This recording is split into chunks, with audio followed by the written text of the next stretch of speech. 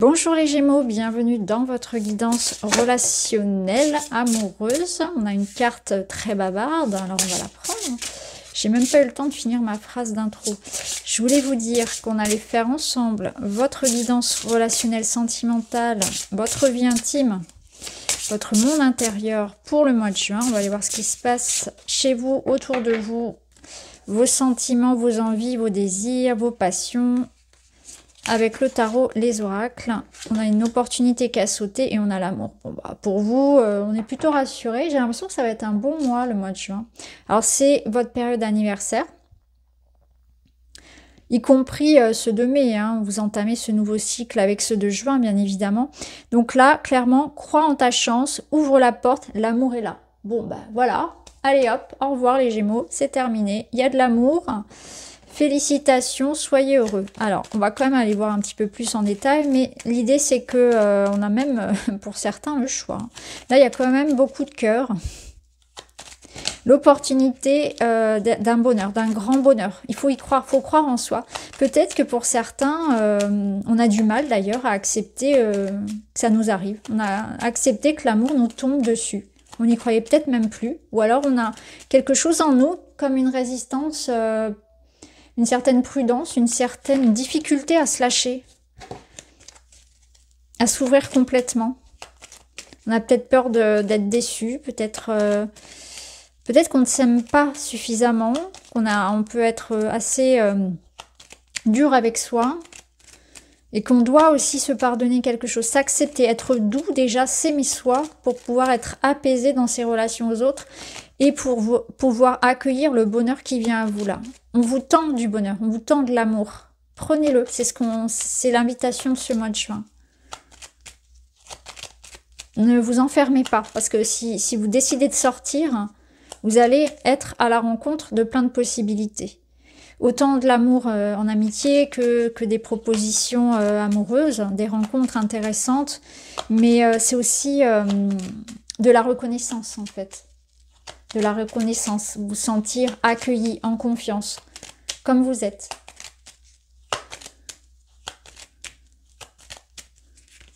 Alors, on retrouve des fleurs.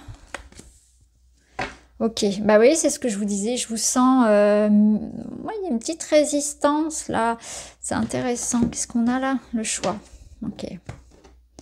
La nouvelle voie, il y a une nouvelle voie pour vous, ça bouge. Ça bouge, on a même plusieurs possibilités. Hein.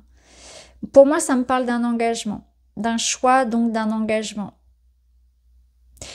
Le bouquet nous ramène ici à quelque chose de beau qui arrive pour vous. Alors, le petit renard ici, il a l'air de se, comment dire, de se protéger. C'est ce que je ressentais ici. Je ressentais une certaine forme de résistance.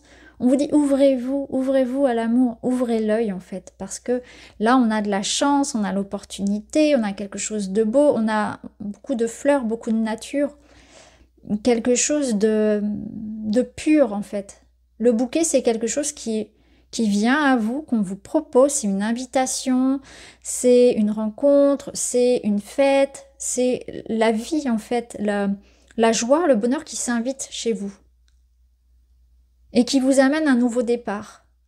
Donc l'invitation, c'est de sortir un petit peu de cette période de peut-être d'hibernation, peut-être cette période de repli, cette période de suspicion, pour s'ouvrir à ce qu'on peut vous proposer.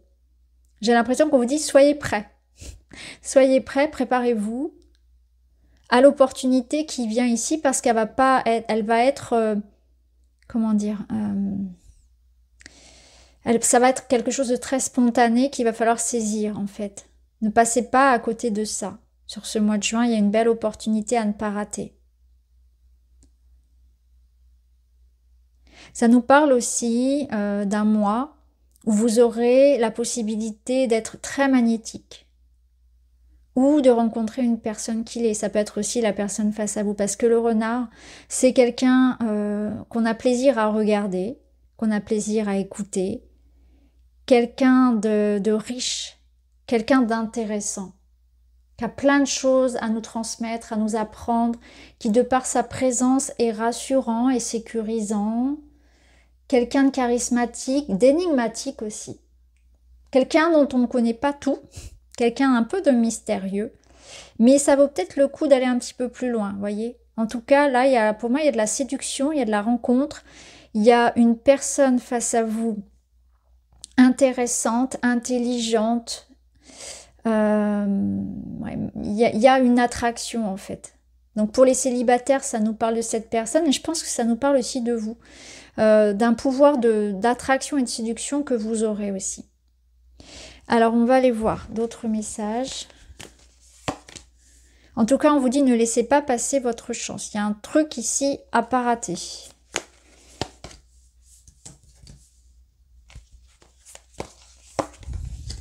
Bon, bah voilà, la rencontre. Le flirt qui va nous parler de légèreté et le retour. Ok, la seconde chance. Donc, clairement, il y a du renouveau. C'est une seconde chance, d'où cette suspicion, parce que ça veut dire que vous connaissez peut-être cette personne et vous vous en êtes méfié. Vous avez peut-être, voyez, des appréhensions par rapport à une situation. Est-ce que ce renouveau est possible avec cette même personne? Donc ça peut être le retour d'un ex. Ça peut être aussi le retour de l'amour. C'est-à-dire que là, on a une personne qui peut-être s'était un petit peu renfermée sur elle, coupée des rencontres, couper des sollicitations extérieures. Et là, c'est le réveil. Hein. On vous dit clairement ici, réveille-toi, parce que là, il dort. On lui dit, réveille-toi, ne rate pas ce qui arrive là. C'est la seconde chance pour un couple de retrouver ici un moyen de communiquer davantage. Donc, de retrouver une complicité, une intimité, mais pas uniquement une intimité charnelle. Une intimité aussi émotionnelle, intellectuelle. Je vous l'ai dit, c'est quelqu'un qui a des choses à dire, des choses à partager, avec qui on a plaisir à le regarder, à l'écouter. C'est quelqu'un qu'on... Ça me fait penser un petit peu à Lucchini. C'est quelqu'un qu'on a plaisir à écouter. Voilà. Quelqu'un avec qui il y a un échange comme ça, il y a une présence, c'est quelqu'un qui vous fascine. Il y a de la fascination, de l'admiration, en fait, réciproque. Et ce que je ressens, c'est que ça peut être aussi ça, la base du lien, de la relation, c'est cette confiance, cette admiration, cette inspiration de l'autre et qui est réciproque. C'est-à-dire que l'un et l'autre, on s'apporte quelque chose. On a quelque chose à s'offrir, à se donner. Et on admire, chacun admire l'autre et chacun tire l'autre dans son univers et lui apporte quelque chose. C'est très beau en fait. Je ressens vraiment quelque chose de très beau entre ces deux personnes. Pour certains, on va retrouver ça. C'est quelque chose qu'on avait peut-être perdu, ce regard admiratif sur l'autre, cette envie de séduire dans le couple, ce regard sur, vous voyez, je retombe amoureux de l'autre. Je retombe amoureux de ma femme, de mon mari. Où je retombe amoureux, tout simplement, de par cette personne qui entre. Je me reconnecte à la beauté de l'amour, la beauté de la rencontre, cette excitation qu'on a à être avec l'autre, à être dans l'attente de ses messages, et aussi, c'est un petit peu les papillons dans le ventre, les étoiles dans les yeux, voilà, quand on est ensemble, il se passe un truc en fait, il y a un truc très, très fort. On vous dit, profitez là de ce qui se passe. Profitez.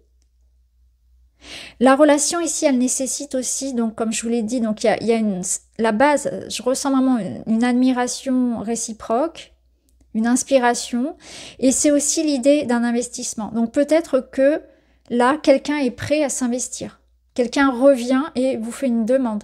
Je suis prêt à m'investir. Ça peut être une demande en mariage, ça peut être quelqu'un qui vient vous faire une proposition. Donc il y a aussi cette notion-là, de s'investir ensemble, de parler à cœur ouvert et de créer quelque chose. Donc on fait des projets.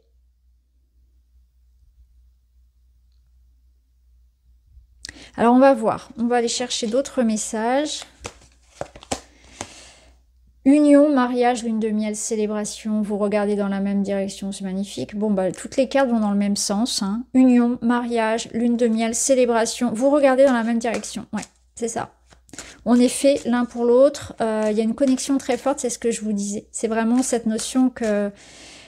Il y a une admiration qu'on a. On se regarde et on est en amour pour l'autre. Mais pas seulement par le côté physique, c'est quelque chose de... on aime ses qualités en fait, on aime sa lumière et ce que cette personne nous fait ressentir aussi. Ça peut être aussi avec cette personne, je me sens bien, je me sens en confiance, je me sens valorisée aussi dans cette relation. C'est une relation qui tire vers le haut. On partage beaucoup de choses en commun et notamment les projets pour la suite. Là, on est dans de la solidité.